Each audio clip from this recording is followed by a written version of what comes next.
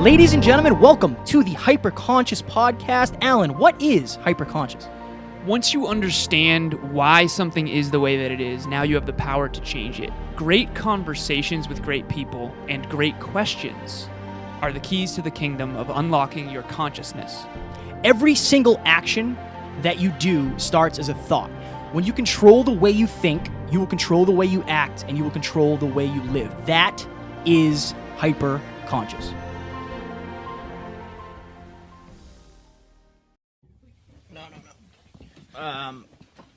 Geographically?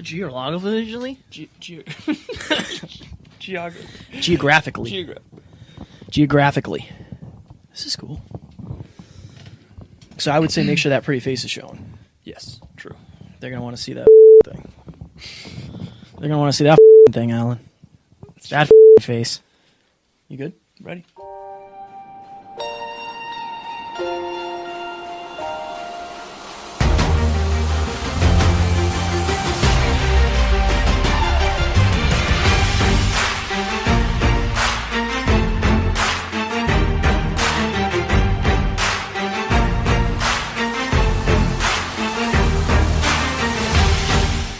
Ladies and gentlemen, welcome back to another very special, as always, episode of the Hyperconscious Podcast. We hope you enjoyed our latest Small Talks episode, where Alan and I talked about persistence. Oh, yeah? Today, we're going to do a Scratching the Surface episode on proactive versus reactive. This is an excellent, excellent topic. Again, the probability of you you're laughing at me already.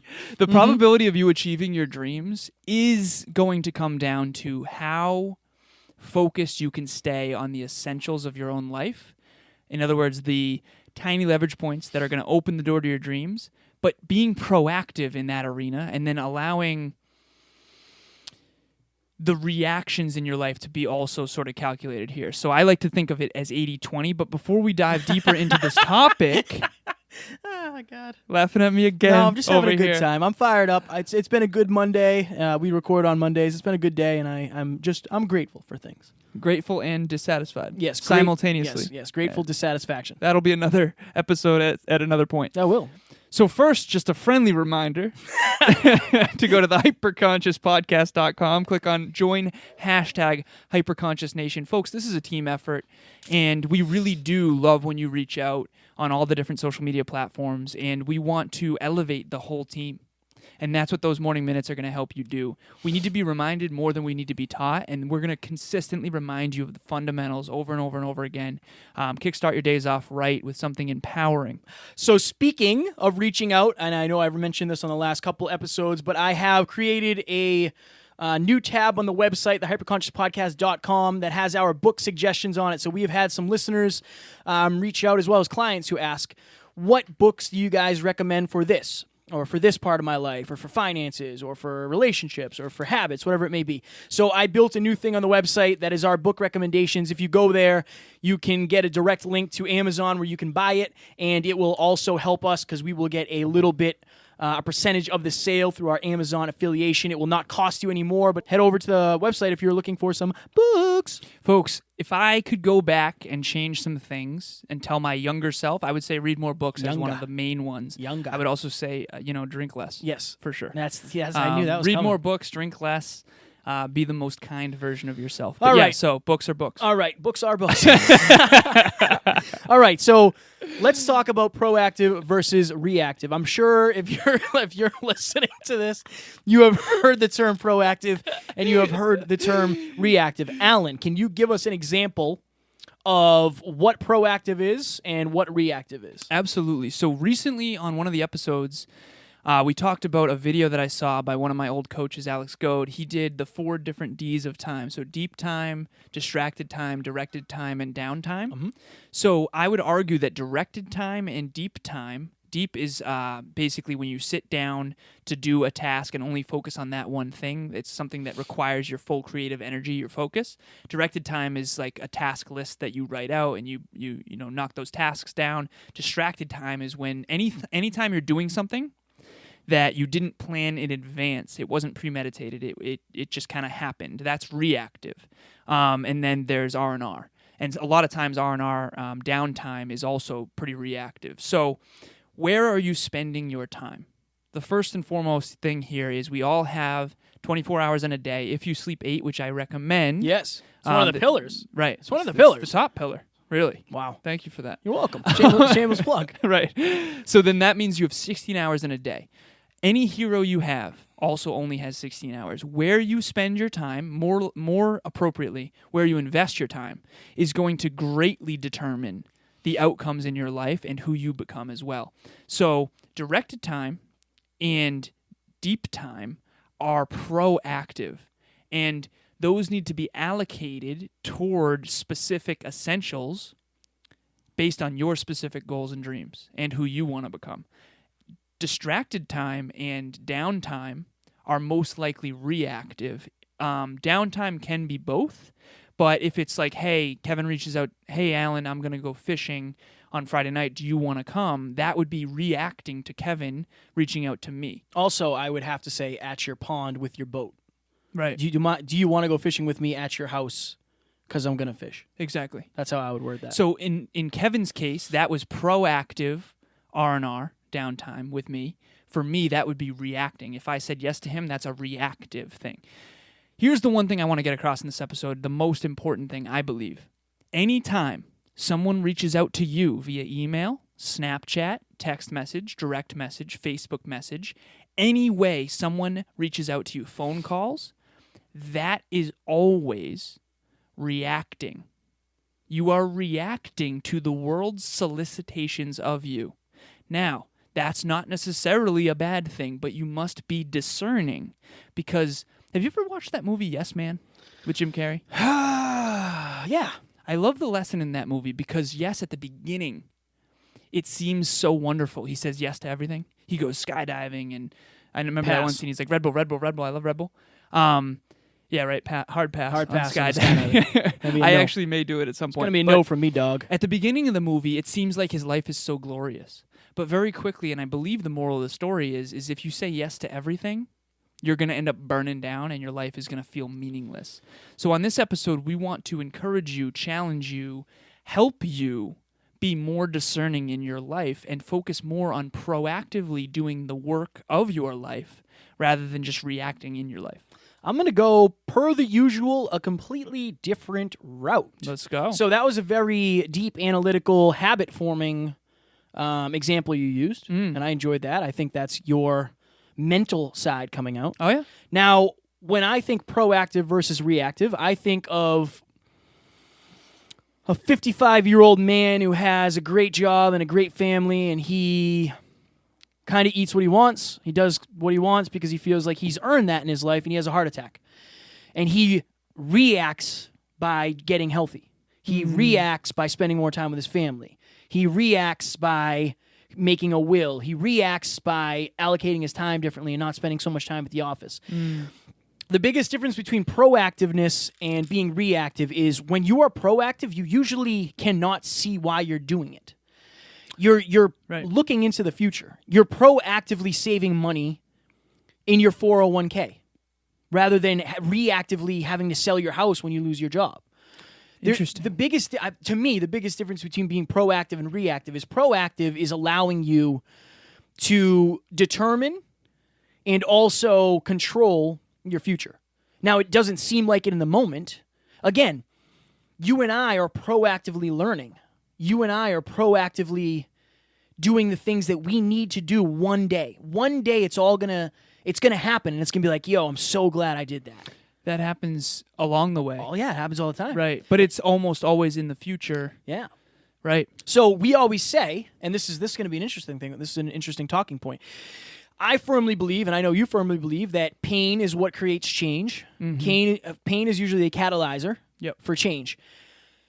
If you are reacting to pain, then I would say in that situation, reaction is a good thing. It's always both. And it's what ratio you're living from. So proactive, based on the definition you just described, is deciding in advance to do something for your brighter future. I mean, it's not even necessarily for your brighter future. Great example. It is Monday night Right. and trash day is Tuesday. You put the trash out somewhere where you'll remember it so you don't forget it in the morning. That is a proactive action. As opposed to walking out into the driveway, getting in your car, and then seeing all the other trash, and that's reactive. So one of them is anticipating the future. To a degree. Right. It's trying to make your future better easier or based better. on your daily actions today. Yeah. Right. So this is similar to micro and macro. It's fascinating. So reacting is anytime you're getting a stimulus from your environment and then reacting to it. Dude, you know what's crazy? Tell me. All proactivity is predicated on your awareness of what you believe is best. Yeah. For you personally. Can you be proactive without an end goal? I don't know. I don't think so. Let's talk about So it. Think Brendan about it. Burchard always says, do your life's work. Like, are you working on your life's work or are you just working? You know what I mean? I do. And there's a big difference between those two. Do you think you can be proactive without an end goal? No. At least not. I think you can be proactive without a conscious end goal. But I think subconsciously some of us are doing some things that are proactive without realizing it. And that's what Dave Meltzer would refer to as an unconscious competency. You know? Yeah. I just want to get your opinion on it. Right. I think it's interesting. I think that it's hard because proactive things, sometimes people don't... Like, let's do this. Last night I went to bed at like 9, and Matt stayed up with his girlfriend. They were cooking and they were grilling and stuff. Right. And when I went to bed, Matt's like, "Oh, you grandpa?" Well, no, I'm proactively going to bed early because I know I have a long day tomorrow. I need to be disciplined with my habits. I know I'm going to wake up. You know, it's like, it doesn't seem like it matters that I wake up at 4:30 and I'm learning every day. It doesn't seem like it matters. In the moment, it doesn't always matter. I'm not doing it for the moment. I don't expect to be smarter tomorrow. Right. But I know I will be in a year. Oh, for sure. That's proactive. It's you're willing to invest things now For for a a better greater outcome. So it is future oriented. It is. That's It's- the definition of future orientation. Yeah. Interesting. Yeah, that's Interesting. my interpretation of what it is. I think reactivity is that's what gets people in trouble. Right. You're backed into a wall, and when you have to react, when you have to make a reaction, then you don't always have the best options available. You only have the options in front of you. Yeah. You didn't plan for it. Yep. You didn't plan for it, you know? Somebody breaks into your house. Say you don't have, and we're not going to go down the gun thing, but like, you know, say you didn't have you didn't have any knives, you didn't have a baseball bat, you didn't have anything. Right. You're I think it was reactively- Dr. Plum in the billiards room. Well, that's fine. With That's the fine. iron pipe. A little clue. You're choosing between a banana and an apple to defend yourself. Right. You're reactive. When if you were proactive, you know, you might have whatever, a security system or So whatever. it may be. proactive is looking both ways before you cross the street. I think it is taking into effect not only the present, but trying to set yourself up for a better future. Yeah. I feel compelled to tell a quick story right now. I feel compelled So to tell Tony a quick Robbins story. always says this story, and I think it's Tony Robbins always tells this story, and I think it's really, really important for this specific topic. He says, "Have you ever made the colossal mistake of playing a video game against a child?" So let's say I were to play Call of Duty with Kevin, and we had to take turns. You play Call of Duty far more than me. Well, at least lately. Yeah, why don't you watch your mouth? How's that? right. Okay. So let's Like, say can we use a different let's analogy? say I've never played the game. Because you happen to be one of the best in the world at one time. Can we say something else, please? Okay, yeah, let's do Thanks. something different. Yeah, I appreciate it. All right, let's say Kevin's playing a video game that I've never played before. Okay. Okay. And we're on level 2, and he's played level 2 several times. He's gotten to level 3, 4, 5, 6. I've only ever achieved level 1 at this point, and then we start playing together. You've played level 2 before. Sure. You're going to be able to be proactive, knowing where the bad guys are coming. Right. Knowing where the problems are in advance. Knowing where the challenges are in advance. Knowing where the landmines are in advance. So you're going to be far more effective and far more proactive than I am, predicated on your awareness of what's coming. I would argue that all good things come through a raising of your awareness. That's what we're trying to do on this podcast. Hyperconsciousness, some would say. Yeah, hyperconsciousness. Some would say. Exactly. It's shameless plug. Shameless plug. No, so the more hyperconscious you become in a given arena, in this case, in this analogy, this video game, the more you can make better decisions in advance. I'm gonna hit you with it. Do it. I'm gonna hit you with it. Mentors. Right. Mentors allow you to proactively avoid pitfalls versus reactively. And it's strange that, like, all of this is connected. All of it. All of it is connected. Yeah. You literally, when you have a mentor, you are proactively avoiding things that they may have had to face reactively. Mm-hmm. And that's probably why did, we yeah. always say the cheat codes. Yes. Very similar to the video game. Yeah, I was with one of my mentors last night. We had dinner, and he's 68 years old, and he's traveled the world 5 times. Like, folks, if you don't have mentors, please go get them, because they are going to give you the cheat codes. Like, how could I possibly know as much as he does when he's spent twice as much time on this earth, more than twice as much time on this earth? He has a PhD in psychology. He's written 20 books. He is just so knowledgeable and wise, and we can have a ton of knowledge, but if we don't combine that with experience, we won't have wisdom. He's very wise. He has knowledge plus experience plus reflection. Right. So, like, let's say you beat level 2, and then you reflect on what you could have done better. That's when you get the lessons. And I try to do that every single day. You do too when we journal. And that's what we're trying to give to you on this podcast. Like, allowing you, put it this way, the more hyperconscious you become in a given arena, the more proactive you can be to anticipate challenge.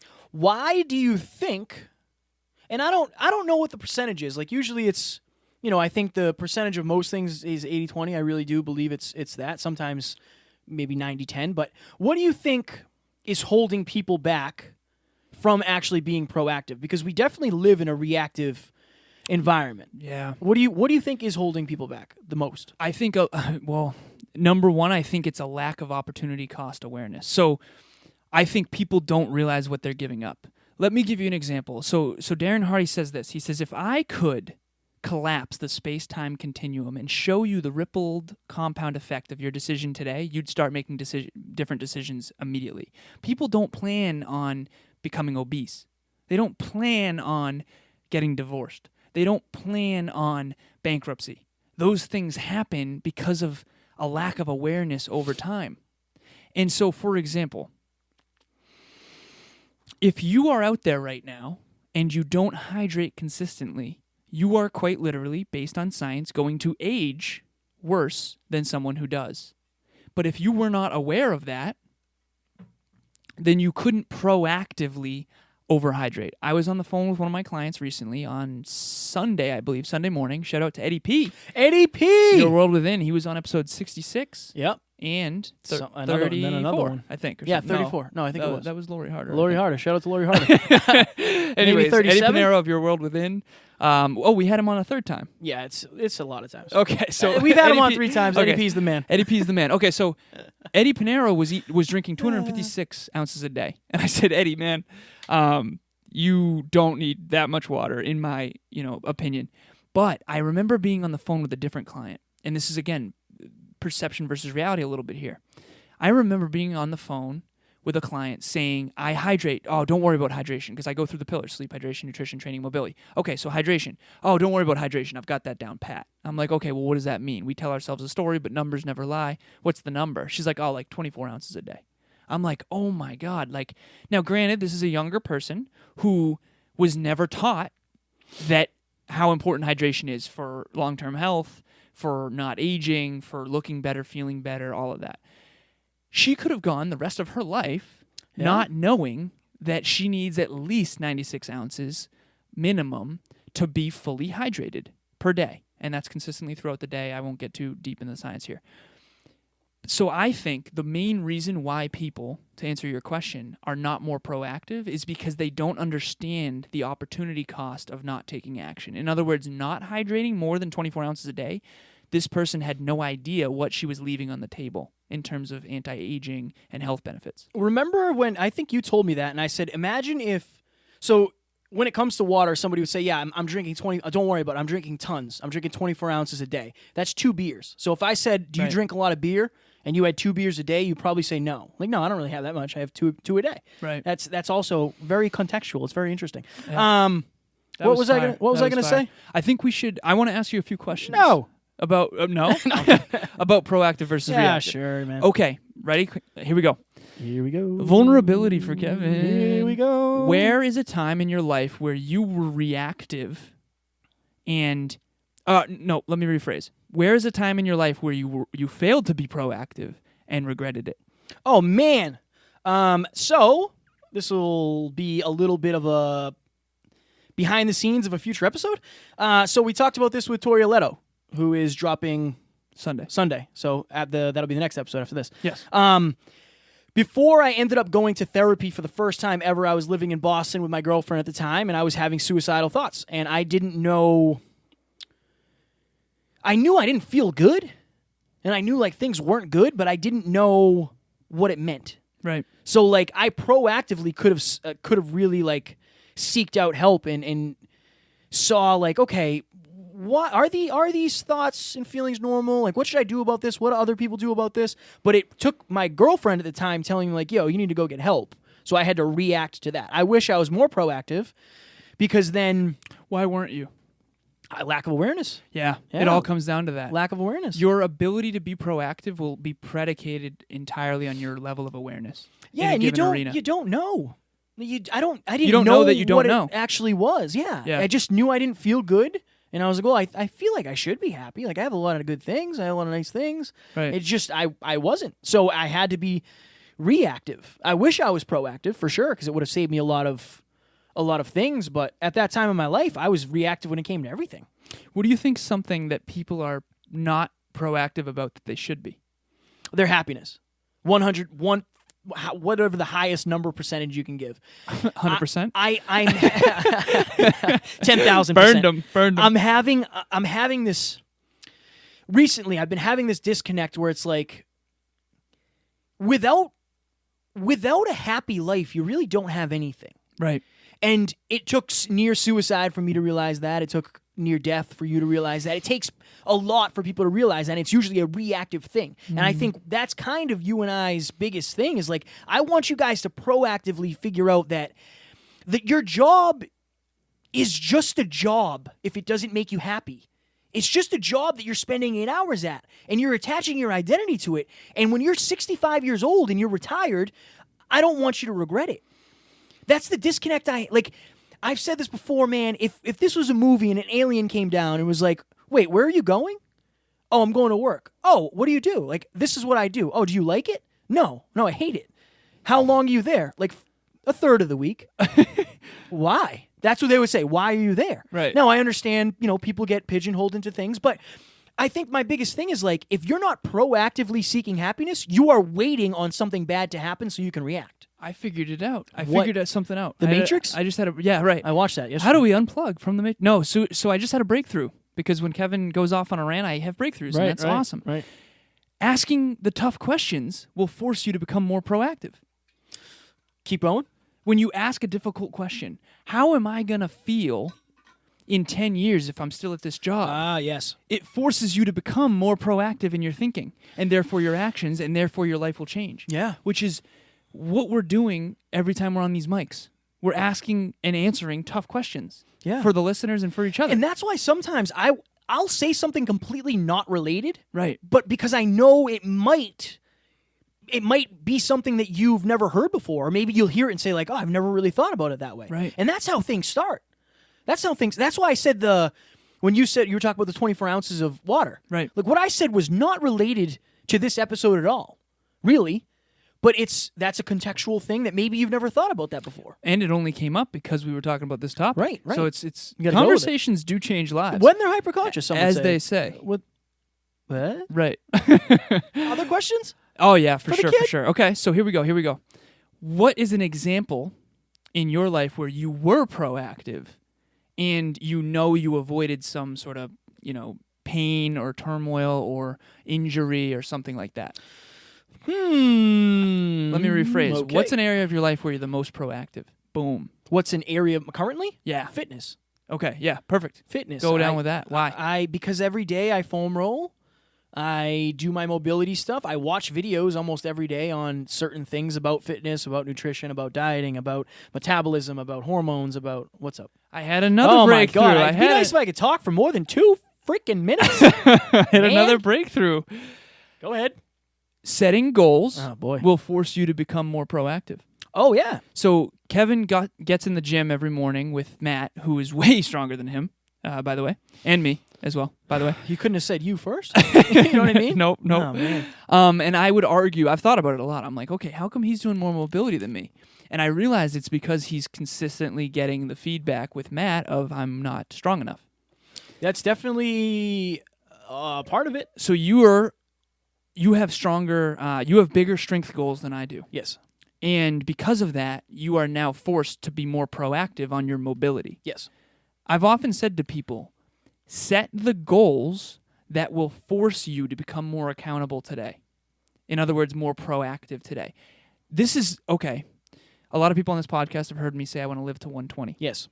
The reason I set that goal is not to hit the goal, it is for what it will make of me to achieve it. In other words, if I'm shooting for 120, I am forced to hydrate better, exercise more, be a better person, have more positive thoughts. So this is one way to Miyagi yourself into being more proactive, setting a goal that will force you to become more aware and therefore more proactive.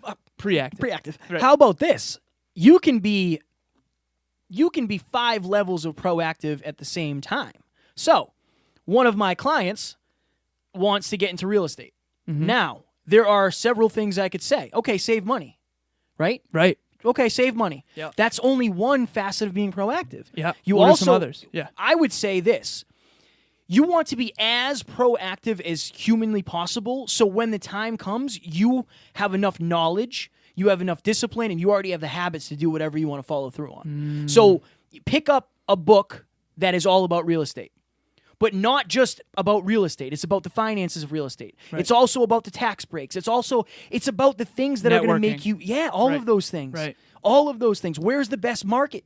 All of those things. And you're going to find gold you never even anticipated. Exactly. That's the key. And then when it comes time, you won't be reactive. You've already planned for all of this. So when it happens, you're going to be ready. Of course you're still going to be reacting, but you're going to be using knowledge that you gained proactively. Yeah, you're going to be reacting with tools you never would have had otherwise. Right. Yeah. Interesting. I think it's better to overlearn and underuse than it is to underlearn and then have to use it. But like we always say, you have to have the reason to learn first. Yeah. So set your own reasons to be proactive, and then Yeah. when you react, you'll be more equipped. Yes. Interesting. Yeah, interesting. What are some other questions I have for Kevin here? Do, do, do, do, do, What do we got for time? Oh, we're over. 26 minutes. No, we'll do another 3. Okay. But we went over on every other episode, so I figured we might as well make this like a 30-minute joke. What do you aspire in your 16-hour days is your percentage for proactive versus reactive? You know, man, that's interesting because there is things that you have to be reactive to. When I get an email, that's reactive. Right? There's really not much I can do, but when it comes to that at least. But when I wake up, I proactively write down my big 3 for the day. Every single day, I sit down and write down what are the big 3 things I need to get done today to make tomorrow better or that have an end stop date today. Right. If there's a podcast that needs to go up on a Wednesday and I wake up at Wednesday morning, it has to get done that day. Right. Right? So I am proactively doing that. I know when I'm going to the gym. I'm proactively scheduling the gym. I'm proactively scheduling client calls. Oh, here we go. You had another breakthrough. My calendar forces you to be proactive. That's a good one. Folks. That's a good one. I was at a wedding Saturday. Shout out to Jess and Kyle. Shout you guys out. are amazing. I had such a blast. Oh, my goodness. I told Kevin in advance, one of my, as you all know on this podcast, my kryptonite I would consider is alcohol. It was a vice that very much hurt my potential. Okay. Because I had on my calendar on Sunday 3 different coaching calls, a video shoot, and a Millionaire Mentor meeting, I told Kevin, I have to not drink on Saturday because my day on Sunday is so filled. And if I drink on Saturday, I won't be able to sustain that level of productivity on Sunday. Yeah. So anytime you put something in your calendar in advance and then prepare for it proactively, you are forcing yourself to be more proactive than reactive. This episode was very interesting. Right. Very interesting. I think that it's always more than you think it is. This is so. I'm going to say this. And this is something I've been thinking of a long time. And like this is a video we could make, like a marketing video or whatever. But like everybody says, not everybody, but a lot of people say I want a better life. I want a big house. I want more money. I want a good relationship. I want a good body. I want to have a great marriage, intimacy, children, success, happiness, confidence. Every single one of those things is what hyperconscious is. That's it. Right. Like, sure, you could buy a book that teaches you about real estate. Okay, that means you're becoming more aware of that. Right. Now, when we talk about hyperconsciousness, that means that you are aware of why you're doing what you're doing. That's why are we arguing in this relationship? Why? Am I insecure? Am I not being vulnerable enough? Have I not met your needs? Am I ignoring you? Am I not letting you speak your truth? Okay, cool. That's hyperconscious in a relationship. Right. When it comes to money, am I frivolously spending money? Do I need to buy this coffee for $3 when I can make it at home for $1.10? Like, should I buy rice in bulk because it's cheaper? Should I buy frozen chicken versus Purdue chicken versus, deli chicken versus that? Every single one of these things is hyperconscious. When Alan and I are having a conversation, and Matt, we use hyperconscious as an adjective. Yep. Yeah, Am constantly. I being hyperconscious? It's not just this podcast. We use this in our everyday life. So the reason I'm saying that is because when we were talking about proactive versus reactive and how it's all connected, this is what hyperconsciousness is. You cannot be proactive without hyperconsciousness. No. That's fire. Right, and I'm trying to... If success is predicated on good decisions, and good decisions are predicated on your awareness... Right. Then awareness has to be the start of good decisions. The key to your better life is you becoming the most aware version of yourself possible. Hands down. The more and acting you on know, it. yeah, of and course, acting action. on it. Action yeah. is just as important. Right. But the more you know, the better you can take action. Towards that result, that outcome. And then you know if I take action and it doesn't work, it doesn't matter. I still have to keep taking action because I fail forward. And or change the action. I love hyperconscious. Yeah, it is. It is everything. I love it. Strong work. Today was a good day, man. Yeah. We got this nice new camera. Yeah, we're still got to form, we got to do a course after this. What are we doing the course on? Do I even remember? Wait a minute. What are we doing the course on? You told me last night. So we're going to do prioritization. Oh, yeah, priorities. That's why I essentialism. spoke about my scheduling. Dude, that is a perfect segue. Okay, Oh, so boy. priorities. Oh, yeah, I almost got away with the dramatic reading, folks, is from one of my favorite books. Damn, man. Essentialism. Which, is it on the website? It is on the website. All right. If you go to the hyperconsciouspodcast.com/what book recommendations? I don't know what I have it slashed as yet. Just go to the hyperconsciouspodcast.com, click on book recommendations. It is the 1, 2, 3, 4. I think it's the fourth one. Folks, two of my clients, Terrence and Eddie, are reading this book, and it's absolutely changing their life. T-Mac was actually shooting me over a bunch of Attack. notes, world's problems, his skill sets. He was trying to figure out his essentials. The premise of this book is the disciplined pursuit of less but better, and the more essentialistic. I just made that up. The more you follow essentialism and know your essentials, your core values, your goals and dreams, the more proactive you can be in achieving them, and the less you'll react to some of the other nonsense. Okay, folks, here we go. Dramatic reading time. So, a second reason why it is hard to choose what is essential in the moment is as simple as an innate fear of social awkwardness. The fact is, we as humans are wired to want to get along with others. After all, thousands of years ago, we all lived in tribes of hunter-gatherers, and our survival depended on fitting in. And while conforming to what people in a group expect of us, what psychologists call normative conformity is no longer a matter of life and death. The desire is still deeply ingrained in us. This is why, whether it's an old friend who invites you to dinner, or a boss who asks you to take on an important high-profile project, or a neighbor who begs you to help with the PTA bake sale, the very thought of saying no literally brings us physical discomfort. We feel guilty. We don't want to let someone down. We are worried about damaging the relationship, but these emotions muddle our clarity. They distract us from the reality of the fact that either we can say no and regret it for a few minutes, or we can say yes and regret it for days, weeks, months, or even years. The only way out of this trap is to learn to say no firmly, resolutely, and yet gracefully, because once we do, we find not only that our fears of disappointing or angering others were exaggerated, but that people actually respect us more. Since becoming an essentialist, I have found it almost universally true that people respect and admire those with the courage of conviction to say no. The reason why I chose this dramatic reading is because whenever you say yes to someone else's agenda instead of no, you are reacting to them. Now, if someone comes to you with an opportunity that is in alignment with your core values and your highest goals and dreams and your greatest level of contribution, then hell yes, say yes. But folks, most of the things that come our way need to be said no to because they are not in alignment with your greatest proactive actions. Straight fire. I was not listening to a single word you said because I was doing research over here on the side of the laptop, but I'm sure it was awesome. I genuinely am sure. I appreciate your honesty. It was awesome. Ladies and gentlemen, we hope you enjoyed this episode. Up next, we have an episode featuring Tori Aletto. She is a family and marriage therapist. She is next level. We talked all about relationships, the dynamics of relationships, intimacy, sex, everything, like social media. We talked about so many things.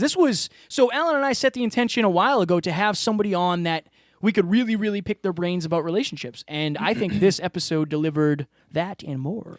Folks, Kevin and I were fighting basically to ask her questions because we were so curious to pick her brain. She helps people with some of the most challenging parts of sustaining a relationship and communicating effectively. I took 7 pages of notes in this episode. Do not miss this one. It will change your relationships forever. Also, ladies and gentlemen, Alan and I will be speaking live July 25th from 6:30 to 9 p.m. at the Groton Inn in Groton, Massachusetts. I will be speaking about cultivating confidence. Alan will be speaking about what? How to look as good on the outside as you are on the inside. I want you to imagine walking into a room with your dream physique. Imagine the impression you're going to have of work ethic, discipline, confidence. Yes, confidence. When you actually look as good on the outside as you are on the inside, it's going to change the game for you. Physiology is everything. Do not miss this. Yes, if you are in the Massachusetts area or the New England area, please come support your boys because we are very happy to be speaking in person, and we want to make connections with you guys and shake your hand and thank you for being such awesome listeners, and we're super excited to do that in person. I can't wait to meet you all. Also, we should challenge the listeners. What else? Yeah, sure. Let's challenge for a little the listeners. something. If you're watching this, if you're listening to this while you're driving down the street, think to yourself, what are some things that I could be more proactive about? And are the results that I'm getting when I'm reactive the ones I actually want? Because they're usually not. Unfortunately, you're usually pigeonholed into 2 things. When if you were proactive, you would have far better results because you would have far better options. So I challenge you, Alan challenges you, to make a list of some things that you could be more proactive about, and also write down the results that you have gotten when you were reactive, and if they are results that you want to continue in your life. And definitely learn how to say no respectfully, and say more hell yeses to the things that are being proactive to what you want in life. 37 minutes. We went over, as always, but we had to because we went over on the 5-minute clinic and the small talks because that is what we do, but we were adding, there was so much going on, right. You had a lot of stories, a lot of good stuff. So, ladies and gentlemen, we hope you enjoyed this, and we hope you will enjoy the episode with Tori Aletto. We will talk to you on Sunday. Talk to you soon. Bye. Ladies and gentlemen, thank you so very much for listening to another episode of the Hyperconscious Podcast. Going hyperconscious will absolutely change your life because if you understand why something is the way it is, now you have the power to change it. If you going hyperconscious with us has changed your life in any way, please share this episode with one of your friends because the more people that go hyperconscious, the better this world's going to be for everybody. And if you would kindly leave us a 5-star review on iTunes, that would help us make more people hyperconscious, and we would be greatly appreciative. Thank you. Bye.